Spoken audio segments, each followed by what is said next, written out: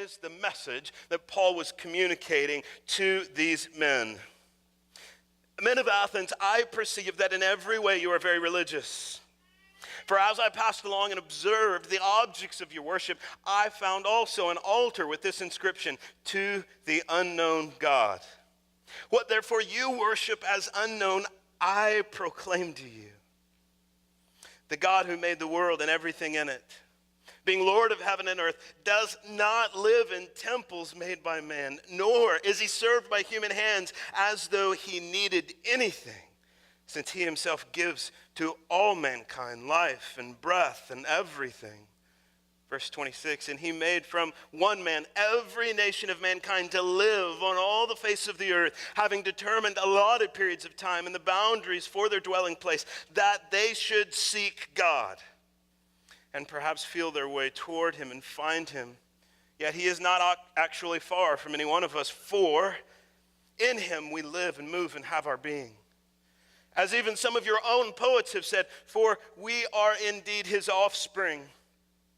Being then God's offspring, we ought not to think about the divine being like gold or silver or stone, an image formed by the art and imagination of man. The times of ignorance God overlooked, but now he commands all people everywhere to repent, because he has fixed a day on which he will judge the world in righteousness by a man whom he has appointed, and of this he has given assurance to all by raising him from the dead.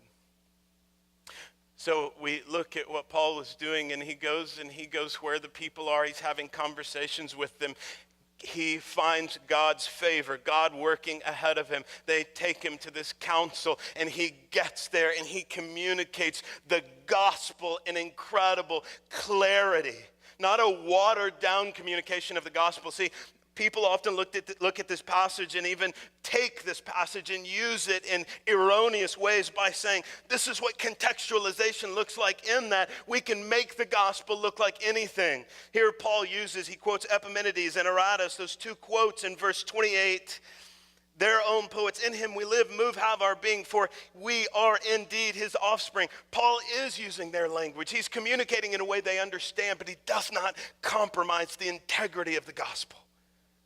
Notice what his words are. He has appointed a man who will judge. And I'm sorry, but if you want to be soft with the gospel, you don't begin to talk about judgment. That's where Paul goes. He goes, he listens, he watches, he's learning what's going on in Athens, and then speaking a language that the people would understand by not only understanding that yes, they are religious, they are pursuing worship. He's seen their idols. He lets them know he's seen their idols. And then he quotes their own poets. I've learned and I've listened. I'm communicating with you in a way that you can understand, but I'm sharing with you the thing that you're searching for. It's Jesus. It's Jesus.